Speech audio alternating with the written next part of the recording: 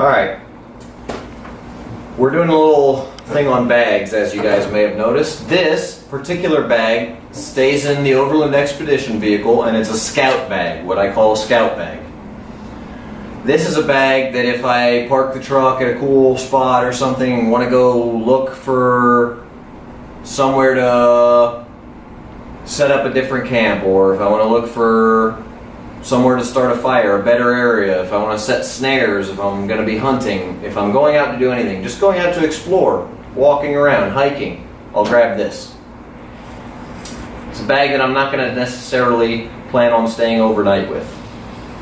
Just something easy. I keep, obviously, water. I can keep a bladder in here if I need to, because it's a CamelBack brand. CamelBack makes great bags, everybody knows that. They're usually relatively well priced. They make so many bags that they're just good at it. They make good bags.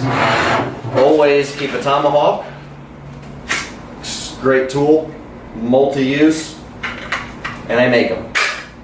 So that's the tomahawk.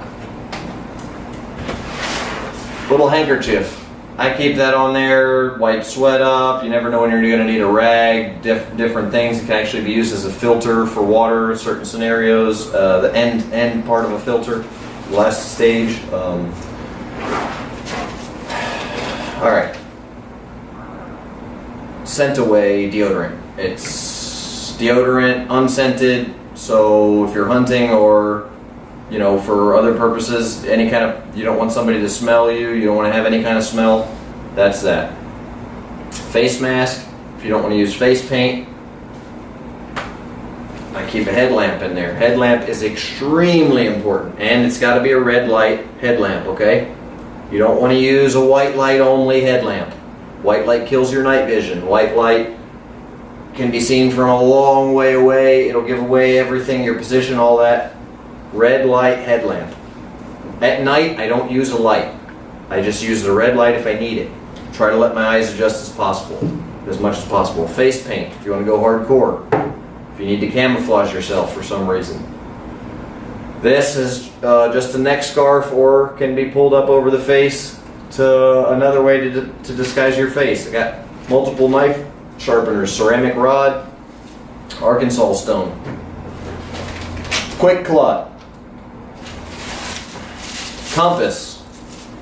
I got a matching compass in my bug out bag. There's two compasses, exact same thing. I use that one, and I keep the other one for bug out only, so I know how to use it, and then I know I have one that works even if that one breaks. I can be hard on that one, I can use that one. Emergency fire. I got a flint and steel, magnesium, waterproof matches, a adventure medical kit's Soul, survive outdoor longer little fast fire cube. They're pretty cool. Like I give this spiel with every bag. You want to be able to have use your primitive fire skills. Try and start the fire the right way. Try and start the fire like you're learning. Try and start the fire the most difficult way you can start it. But have the tools you need to start it because in the wilderness, bad can go to worse fast. If you need to start a fire, you need to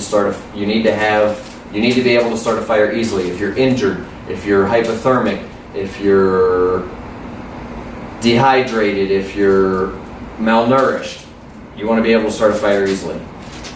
Some other color light lenses I'll never use for the Princeton Tech light headlamp. Man, Princeton Tech headlamps are just awesome. Great piece of kit. Probably the thing I use the most out of this bag so far.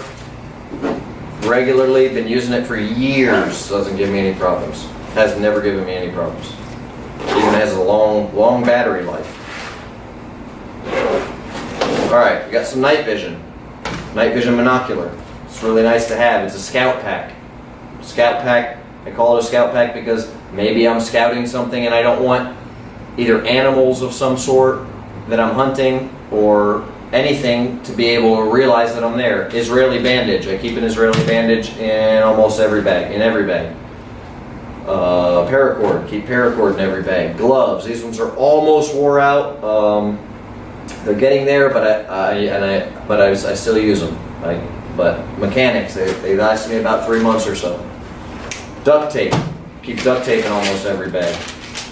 A ice cream sandwich. Okay, so something I'll mention is a lot of people carry MREs. I carry very few MREs, but I do keep one in this pack.